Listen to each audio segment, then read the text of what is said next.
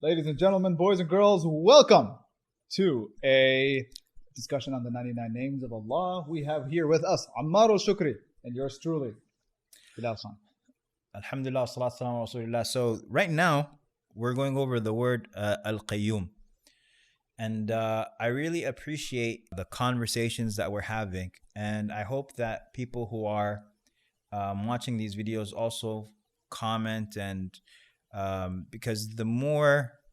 Be like me and share your tangents and ideas. Yeah, and because the more all of this comes, we're in the course preparation stage right now for this class. So we're still probably T-minus 6 months away, maybe 5 months away. As of this recording is being done on...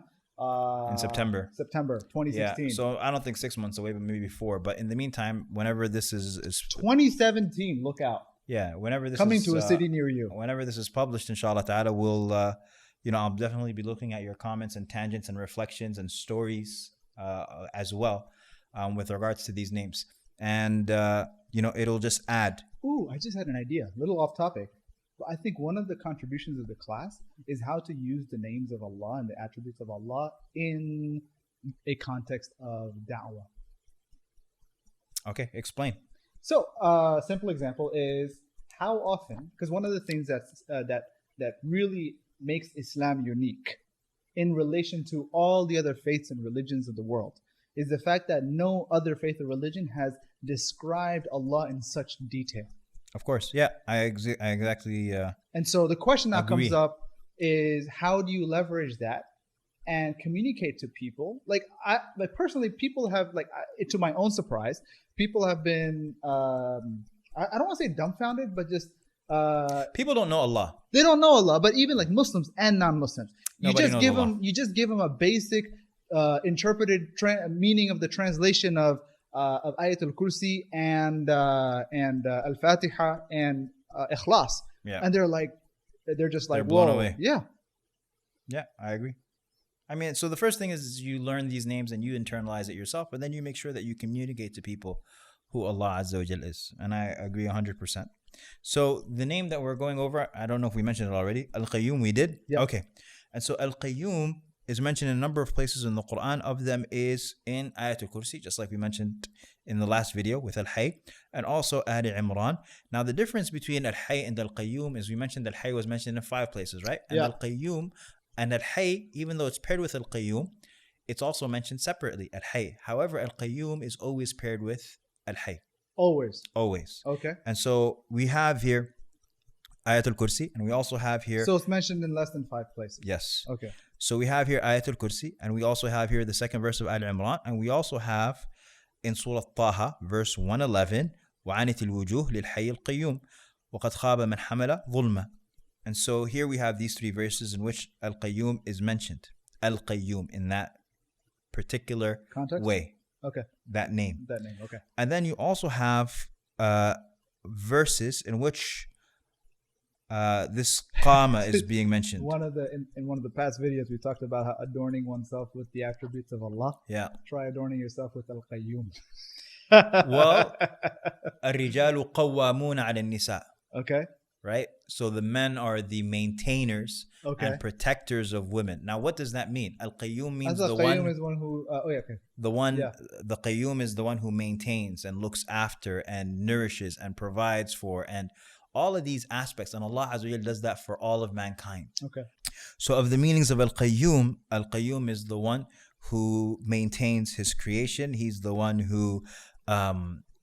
records their statements and their actions. He's the one who knows their circumstances. He's the one who knows their good deeds and their sins. Allah Azza wa Jal is the one who rewards them for all of these things. And so again, it's this notion of just encompassing the creation. Allah Azza wa Jal is the one who looks after the creation and is there with the creation. And also of the meanings of Al-Qayyum is the one who although he's maintaining everyone else, he does not need anyone to maintain him. So basically, he is the one who maintains. The question then I have for you is, Al-Hayy and Al-Qayyum, why do you think they're paired together so much? Because he's the one who maintains life. Right? And he himself is? He himself is life. He in himself is Al-Hayy, right? Yeah. He in and of himself is Al-Hayy. And he maintains the life of everyone else. right? So he is al-hayy in of himself, and at the same time, everyone else's hayat depends on him. Okay. He's the one who maintains everyone else. He's the one who looks after everyone else. He's the one who raises everyone else. Okay? Yeah. So he's the one who looks after all of this. So is there a relationship or a is there a difference between AlQayyoum and Al-Rabb? Rabb, Qayyum is an aspect of, it depends on how you look at it, but Rabb is defined. Lord, Master, Sustainer, Provider, all of that, right? And Ibn Manzur, if you look at it in Lisan al-Arab, you'll find that he says Al-Qayyim as one of the aspects of that define the word Rabb. Okay. Al-Qayyim is the one who maintains.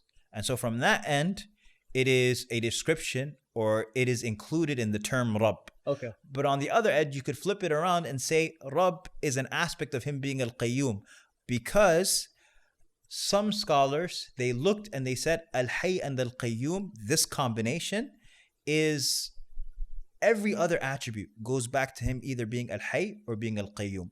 So when you look at his attributes that talk about his own perfection, it all emanates from him being Al-Hayy. Okay.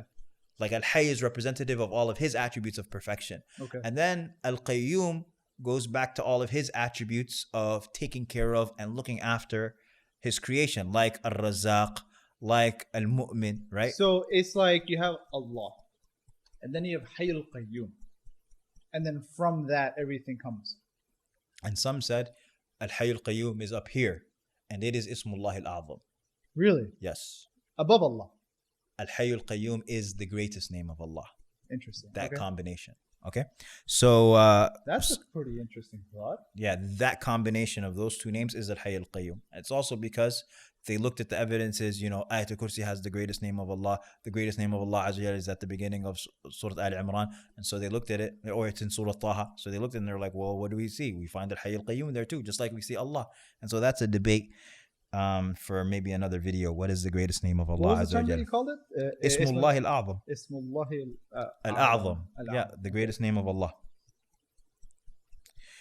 That's a good pop quiz question. What is the greatest name of Allah? Yes. It's not you could always argue that whatever answer you give, I mean, as long as you give one of these popular answers, And there are some that, for example, that there is no greatest name of Allah. Really? Yes. But okay. That Ismullah Al-A'zam really means Ismullah Al-Azim. Like this whole concept of there being a greatest number of Allah, some of the scholars held that that there is no actual greatest name of Allah. Okay. So are we getting into Aqidah issues now? No, but we're just getting into a quick juicy tangent because we need to fill time on this video. No, I'm just kidding. We don't need to do that. All right, so let's wrap this up. Actually, though, we said that this name, some of the scholars, they held that all of the names and attributes of Allah Azza wa Jal come from this. Yeah. And an action item, the Prophet Sallallahu Alaihi Wasallam in Sunan of the books of As-Sunan, Ibn Mas'ud radiallahu anhu. So you have the Sunan, you have Sunan Abi Dawud, you have An-Nisa'i, you have Ibn Majah, and At-Tirmidhi, right? That's the Sunan. So then you have... Bukhari and Muslim are not included in that? No, they're not in the Sunan. When you read in books that the Sunan, because their books are not Sunan, you'll find them saying in a Sahih or Sahihain. Okay, well, what does that mean, Sunan? I don't know. The Sunan are the actual books of Hadith. Okay. Sunnat Abi Dawud. Okay. Or Sunan Abi Dawud. Right. Sunan Ibn Majah. Sunan. So it's the titles, but they just became known as the Sunan. Oh, that's their title. Yes. It's Sunan this, Sunan that, Sunan that, Sunan exactly. That. So these are the compilation. So these four books Hadith. are called the Sunan. Okay. And then you have Al-Bukhari and Muslim that are generally considered to be Sahih al-Bukhari and Sahih Muslim. Okay. And of course, they restricted their books to being Sahih only. Sahih only. But not everybody did that. Okay, so hold on. So there's Ibn Majah, Tirmidhi, Abu Dawud, and who's the fourth one? An-Nisa'i. An-Nisa'i. Okay. So when you find hadith like this hadith here, it was mentioned, the author mentioned, it's mentioned in the books of Sunan. Okay. So for you to know... These are the four. Yes. Okay, and then you have Bukhari and Muslim, which are specifically, exclusively Sahih. Sahih. Okay. And then you have Imam Malik's Muwatta, which is the golden chain. Well, the golden chain is in other books as well, and there are lots of golden chains depending on who you ask. But okay, the one that you're talking about is basically Bilal these days is Maliki, guys. Bilal these days is Maliki because he's studying Spain, Muslim Spain, and they're Maliki. So Bilal is now all about the Muwatta of Imam Malik and all of that. Yahya bin Yahya al-Laythi was MashaAllah. one of the people who actually learned from Imam Malik, and his teachings is what resulted in Spain becoming influenced by the madhab of Imam Malik. And as a result, the identity of the Muslims of Spain became that of being Maliki to differentiate themselves from the Muslims under Abbasid rule who were majority Hanafi. Great. So FYI, fun tidbit for y'all. Very good. So this hadith that's in As-Sunan, the Prophet ﷺ, as is narrated by Ibn Mas'ud, that the Prophet ﷺ said, "من قال استغفر الله الذي لا إله إلا هو الحي القيوم وأتوب إليه وفي رواية 3 مرات غفر له وإن كان فر من الزحف." The Prophet ﷺ, he says, and this is incredibly powerful, he said that whoever says, Astaghfirullah, I seek Allah's forgiveness, the one who there's nothing worthy of worship except Him, wa atubu ilayh, and I repent to Him, 3 times, Al-Hayy Al-Qayyum, right? 3 times, that person will be forgiven even if they fled from battle. And 𝐇𝐢𝐬 𝐌𝐚𝐣𝐞𝐬. Well, what's the full statement? Astaghfirullah. Whoever says Astaghfirullah, Okay. الذي لا إله إلا هو الحي القيوم, Okay. the one whom there's nothing worthy of worship except Allah, Okay. except for Him, Al-Hayy Al-Qayyum, the ever living, the one who maintains everyone, Uh-huh. and I repent to Him.